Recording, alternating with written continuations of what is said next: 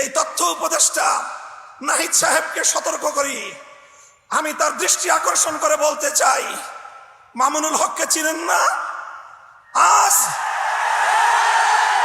আজকে ফ্যাসিবাদ বিলোপ হওয়ার 1.5 মাসের মাথায় আমার বিরুদ্ধে অনলাইনে ফেসবুক কর্তৃপক্ষ সহ ইউটিউব কর্তৃপক্ষ সহ অঘোষিত নিষেধাজ্ঞা জারি করে রেখেছে।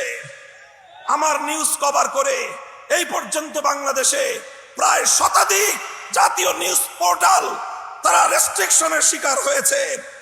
আপনারা ওখানে বিলাসিতা করেন। বৈষম্যের বিরুদ্ধে সংগ্রামী আমাদেরকে আমাদের সমস্যাগুলোকে সমাধান করবার কোনো চিন্তা আপনাদের নাই। আপনারা উপদেষ্টা পরিষদ রাষ্ট্র পরিচালনা করতে পারবেন না আমাদের সহযোগিতা ছাড়া।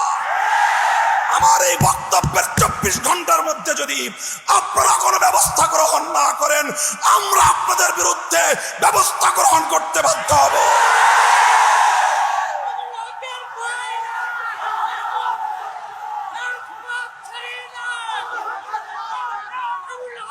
সংগ্রামী সাথী ও বন্ধুগণ, আমরা পরিষ্কার ভাষায় বলি, আন্দোলনে ছিলাম আমরা, সংগ্রামে ছিলাম আমরা, রক্ত দিয়েছি আমরা, কারারুদ্ধ হয়েছি আমরা, অন্যায় অপমানের শিকার হয়েছি আমরা, ষড়যন্ত্রের শিকার হয়েছি আমরা, যুদ্ধ করে বিজয়ের রণাঙ্গনেও ছিলাম আমরা।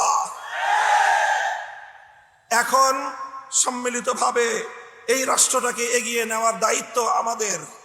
আমরা সহযোগিতা করতে চাই, গায়ে পড়ে সহযোগিতা করতে চাই। আমাদের গায়ে পড়ে সহযোগিতা যদি পায়ে ঠেলতে চান, সে পা ভেঙ্গে গুড়িয়ে দিতে এক মুহূর্ত আমরা বিলম্ব করব না। আল্লাহ পাক রব্বুল আলামিন এই বাংলাদেশকে একটি সুন্দর সমৃদ্ধশালী একটি বাংলাদেশ হিসেবে এগিয়ে নেওয়ার তৌফিক দান করুন।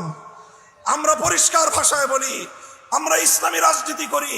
এদেশে খেলাফত রাষ্ট্র ব্যবস্থা প্রতিষ্ঠার জন্যই আমাদের জীবন যৌবনকে আমরা উৎসর্গ করতে চাই। আপনারা কে কি রাজনীতি করবেন আপনাদের বিষয়।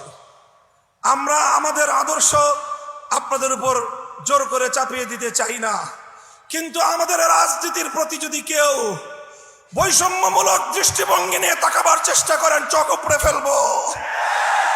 আমরা কারো করুণা চাই না, অধিকার চাই। ভিক্ষা চাই না, আমরা অধিকার চাই। অধিকার যদি সহজে না দেয়, অধিকার আদায় করে নিতে পারি আমরা। রক্তের প্রয়োজন হলে রক্ত দেই, অধিকার আমরা আদায় করে নেই। আমাদের এই কথাগুলো, আমাদের অবস্থান এবং আমাদের এই বাংলাদেশের গণমানুষের সঙ্গে আমাদের রিলেশনটাকে নতুন করে পড়ে নিবেন।